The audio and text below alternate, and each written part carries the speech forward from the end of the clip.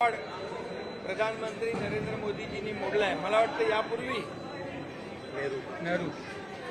नेहरूजींच्या कार्यकाळापेक्षा जास्तीचा कार्यकाळ जो आहे प्रधानमंत्री नरेंद्र मोदीजींचा झालाय आणि एक यशस्वी कारकीर्द त्यांनी गाजवलेली आहे। या 12 वर्षामध्ये एकही सुट्टी न घेता काम करणारे प्रधानमंत्री म्हणून त्यांची ओळख निर्माण झालेली आहे। त्याचबरोबर देशात नाही तर जगामध्ये सगळ्यात नंबर 1 ची लोकप्रियता लाभलेले प्रधानमंत्री म्हणून त्यांची ओळख आहे।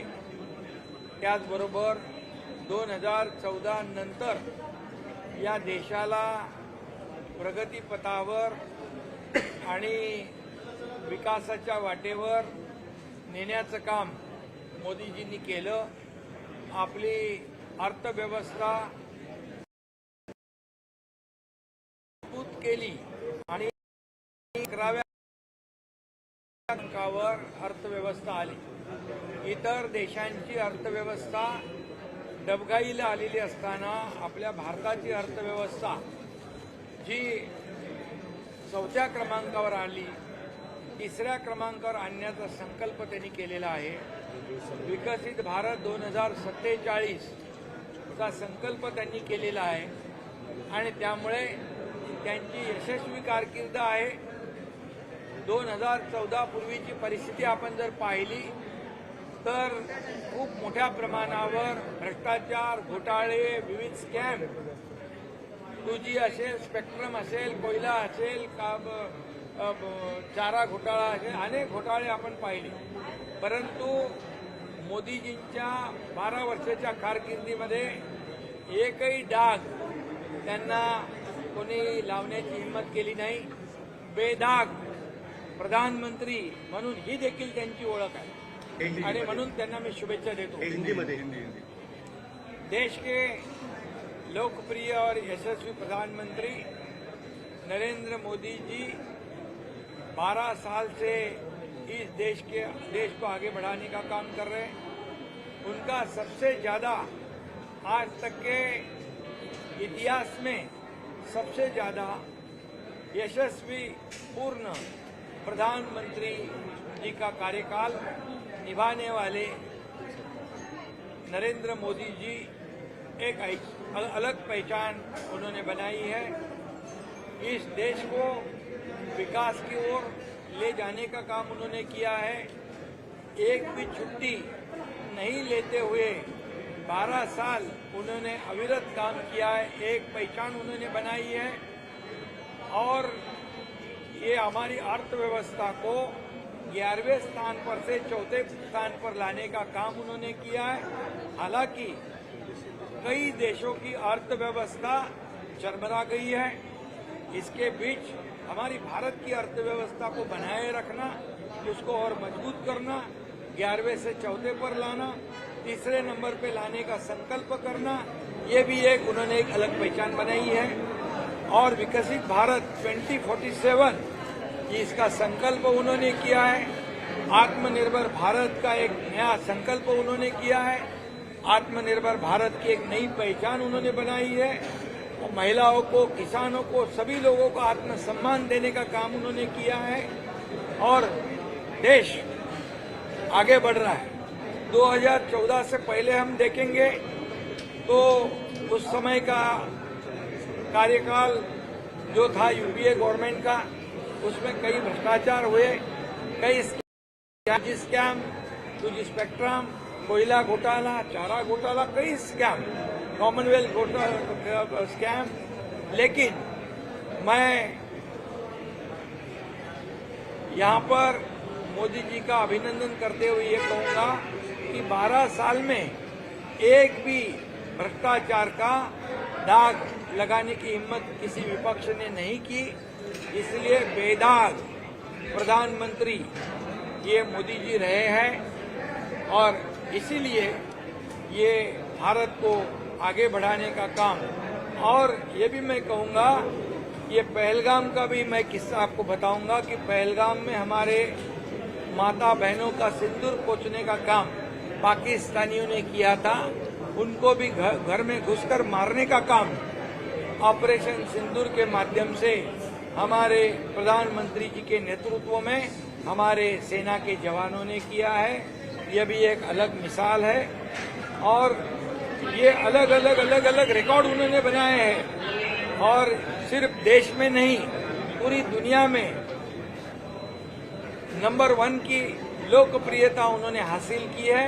यह भी उन्होंने एक अलग पहचान बनाई है और उनको अलग अलग देशों से 32 या 33 अवार्ड जो है उस देश के सर्वोच्च अवार्ड प्राप्त हुए हैं और सभी देशों से अच्छे ताल्लुकात रखने का काम उन्होंने किया है और इसलिए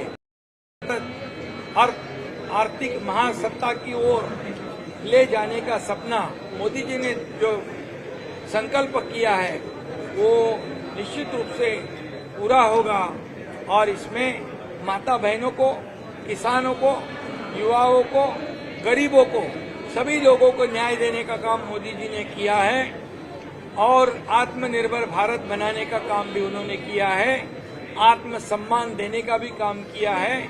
आज सभी लोग कहते थे आज तक गरीबी हटाओ, गरीबी हटाओ, गरीबी हटाओ, गरीबी तो हटी नहीं, गरीब हट गया। लेकिन मोदी जी ने 32-35 करोड़ लोगों को गरीबी से ऊपर उठाया, 80 करोड़ गरीब जनता को मुफ्त में राशन देने का ऐतिहासिक निर्णय लिया है और महिलाओं के लिए तो लखपति दीदी, लखपति ड्रोन दीदी, कई योजनाएं उन्होंने की है और इसलिए उनका काम मैं बताने जाऊंगा तो समय पूरा नहीं होगा। इतना ही मैं कहूंगा कि जो इंफ्रास्ट्रक्चर 2014 से पहले जितने इंफ्रास्ट्रक्चर थे उससे कई गुना ज्यादा इंफ्रास्ट्रक्चर, एयरपोर्ट हो, रोड हो, फ्लाईओवर हो, सब कुछ हो, ये दुगने चौगुने नंबर से ये डेवलपमेंट हुआ है। इसलिए विकसित भारत 2047 जरूर यशस्वी होगा, ऐसा मुझे विश्वास है। इसलिए फिर एक बार मैं आदरणीय प्रधानमंत्री नरेंद्र मोदी जी को बहुत बहुत बधाई देता हूँ, उनका अभिनंदन करता हूँ। भाई एक सवाल है कि आपके कई नेता ये कह रहे हैं कि आप विपक्ष के नेता राहुल गांधी, देश का हालात बहुत खराब है, अगर इसी प्रकार से चलता रहा तो आने वाले समय में को इस्तीफा देना मैसेज और देंगे आप? देखिए, राहुल गांधी जी हमेशा प्रधानमंत्री जी के खिलाफ आरोप लगाते हैं। देश में जब रहते हैं तभी भी आरोप लगाते हैं, विदेश में जाते हैं तब भी आरोप लगाते हैं। देश के जो ऑपरेशन सिंदूर में जो हमारे सेना के जवान लड़े पाकिस्तान के साथ, उनके ऊपर भी सवालिया खड़ा करने का भी काम राहुल जी ने किया है। ये देशभक्ति है, ये कौन सा देश प्रेम है। अभी वो कह रहे कि मोदी जी 1 साल के बाद प्रधानमंत्री नहीं रहेंगे। मैं दावे के साथ कहता हूं 1 साल तो नहीं, अगले कई साल तक मोदी जी देश का नेतृत्व करेंगे, देश को आगे बढ़ाएंगे। मेरा एक ही कहना है उनको कि राहुल जी को कि आप सिर्फ 1 साल तो कंटिन्यूसली देश में रह के तो दिखाओ। 2 महीने देश से बाहर जाते, विदेश जाते, कहाँ जाते, फिर वहां देश की बदनामी करते, प्रधानमंत्री जी की बदनामी करते, ये क्या है। इसलिए जितनी बदनामी वो करेंगे, कांग्रेस ने जितनी बदनामी की, कांग्रेस की हालत क्या है, जितनी बदनामी आरोप मोदी जी के ऊपर जो करेंगे, तो 140 करोड़ जनता वो आरोप करने वालों को सही सबक सिखाएगी। भाई आपके कई नेता ये कह रहे हैं आप आर्थिक बवंडर वाली बात जो कहते हैं,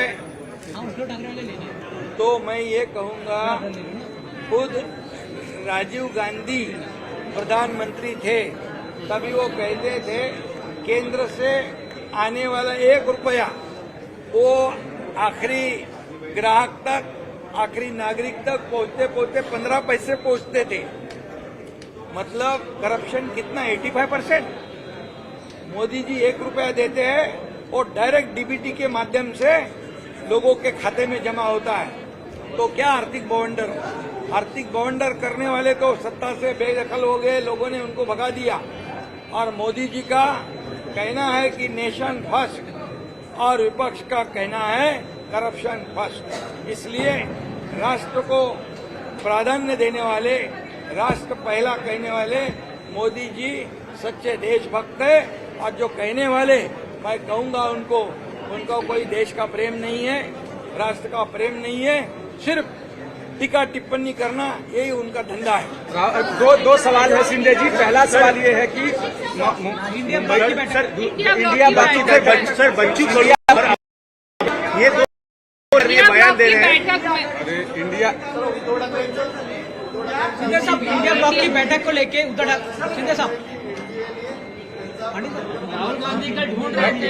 राहुल गांधी का इंडिया अलायन्स अपना अरे एनडीएचा चेहरा आमचे मोदीजी आहेत, इंडिया अलायन्स त्यांचा चेहरा कुठे आहे? उनमें त्यांच्यामध्ये एवढी फूट है, उनमें इतनी फूट टूट है कि जो भी इंडिया अलायंस में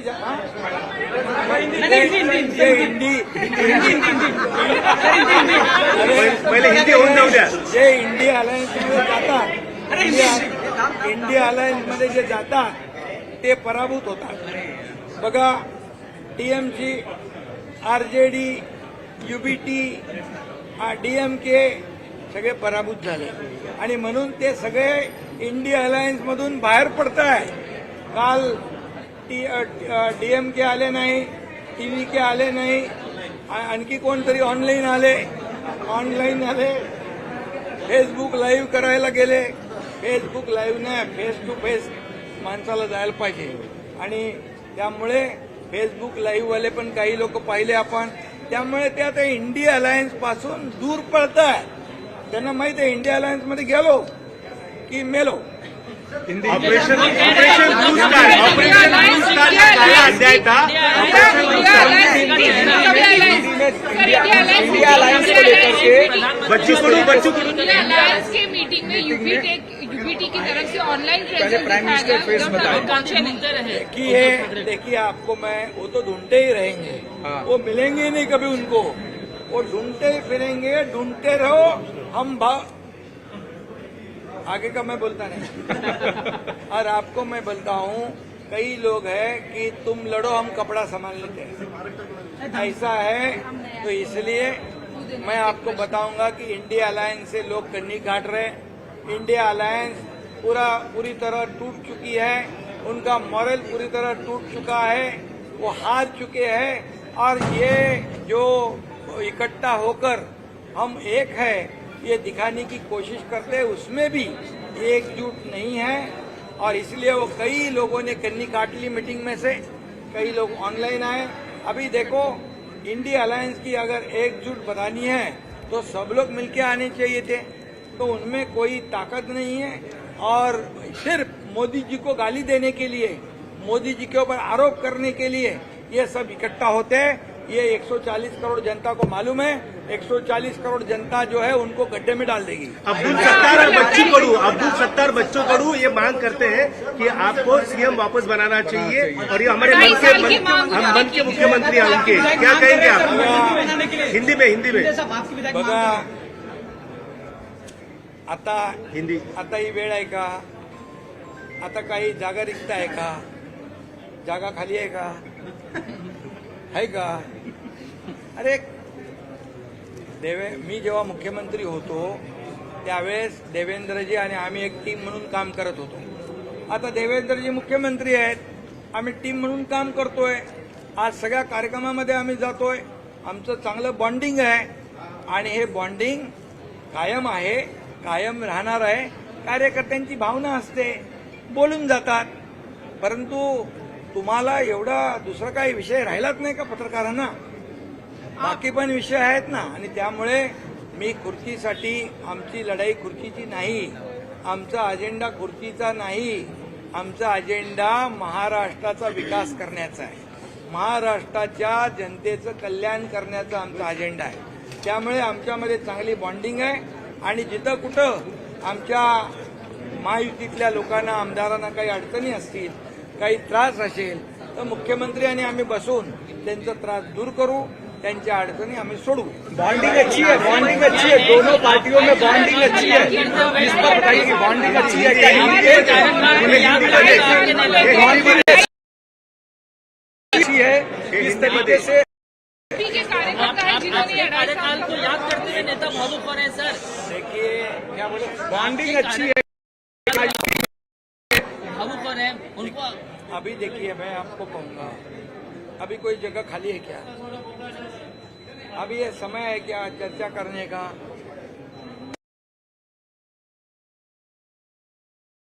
हम लोग सब मिलकर डेवलपमेंट कर रहे थे. आज भी देवेंद्र जी आज मुख्यमंत्री है, मैं डिप्टी चीफ मिनिस्टर है, हमारी टीम है, हम टीम बनकर काम कर रहे हैं. हमारे में अच्छी बॉन्डिंग है. बिल्कुल हमारा एजेंडा है, एजेंडा महाराष्ट्र के डेवलपमेंट का है. हमारा एजेंडा महाराष्ट्र की जनता को उनके जीवन में अच्छे दिन लाने का है, उनका जीवन बदलने का है. कार्यकर्ता है, अपनी भावना व्यक्त करते हैं.